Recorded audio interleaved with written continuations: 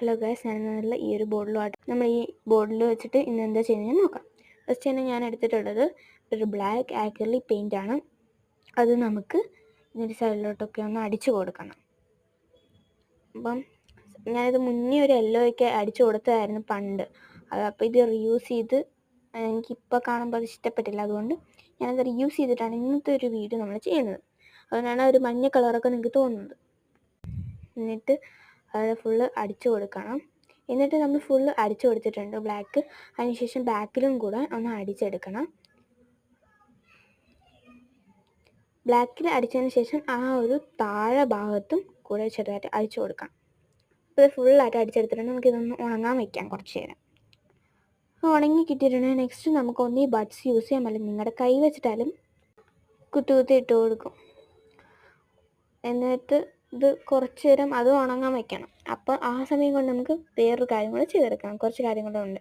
അപ്പോൾ അത് ഉണങ്ങുന്ന സമയം കൊണ്ട് നമുക്കത് ചെയ്തെടുക്കാം. അപ്പോൾ ഫസ്റ്റ് നമ്മൾ ബ്ലൂ കളർ പേപ്പറാണ് എടുത്തിട്ടുള്ളത്. എന്നിട്ട് നമ്മൾ വീഡിയോയിൽ കാണിക്കുന്നതൊന്ന് ഫോൾഡ് ചെയ്ത് കൊടുക്കണം. അത് 2 മടക്കായിട്ടാണ് നമുക്ക് വേണ്ടത്. എന്നിട്ട് നമുക്ക് അതൊന്ന് കട്ട് ചെയ്യണം. ഞാനത് കട്ട് ചെയ്തെടുക്കാൻ വേണ്ടിയിട്ട് എടുക്കുന്നത് ഒരു പേപ്പർ കട്ടറാണ്. അത് യൂസ് ചെയ്തിട്ട് നമുക്കൊന്ന് കട്ട് ചെയ്തെടുക്കാം. സിമ്പിളായിട്ട് കട്ട് ചെയ്തെടുക്കാൻ പറ്റും. അത് കട്ട് ചെയ്തതിന് ശേഷം നമ്മളതൊന്ന് കറക്റ്റ് അളവാണെന്നൊക്കെ നോക്കണം.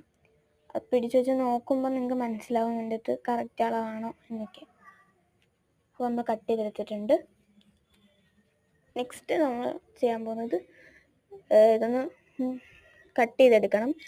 അടുത്ത് നമുക്ക് ഇതൊന്ന് കട്ട് ചെയ്തെടുക്കണം. അതിനുവേണ്ടി ഞാൻ സിസേഴ്സാണ് എടുക്കുന്നത്. സിസേഴ്സ് എടുത്തിട്ട് നീളത്തിൽ തിരിച്ച് വെച്ചിട്ട് വേണം കട്ട് ചെയ്ത് കൊടുക്കാൻ. അത് ഒരുപാട് കയറ്റി കട്ട് ചെയ്ത് ഒരു മീഡിയം സൈസിൽ, എന്നിട്ട് ഇതുപോലെ കട്ട് ചെയ്തെടുക്കണം. നെക്സ്റ്റ് വേറെ 2 കളർ പേപ്പറും അതുപോലെ എടുത്തിട്ടുണ്ട്. എന്നിട്ട് അതും കൂടെ കട്ട് ചെയ്ത് കൊടുക്കണം. നെക്സ്റ്റ് നമ്മൾ ഇത് തിരിച്ച് വെച്ചതിന് ശേഷം ഗ്ലൂ ഒട്ടിച്ച് കൊടുക്കണം. ഗ്ലൂ ഒട്ടിച്ചിട്ട് തിരിച്ച് വെച്ചിട്ട് ഒട്ടിച്ച് കൊടുക്കണം. നെക്സ്റ്റ് പശ വെച്ച് ഒട്ടിക്കണം.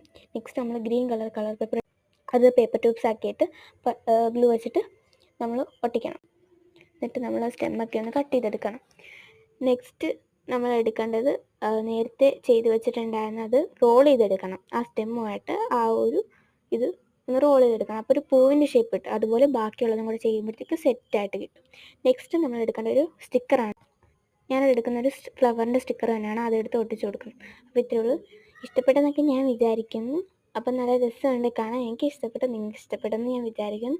പുതിയൊരു വീഡിയോ വരുന്നതായിരിക്കും. Tata bye bye, see U.